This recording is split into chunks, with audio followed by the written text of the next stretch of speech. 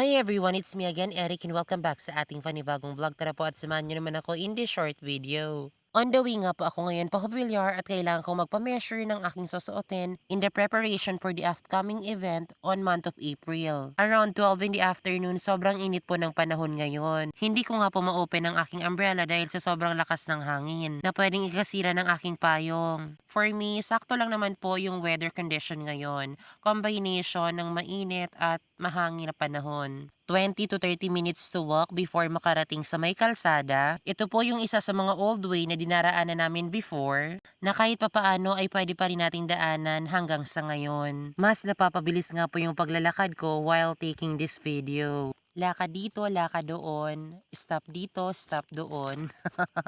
While taking this video, hindi ko gaanong namalaya na malapit na pala ako sa may kalsada. Marami sa mga videos ko na tinitake ko siyang mag-isa. It is our own strategy kung paano natin yun gawin na hindi nakukonsume yung time ng ibang tao.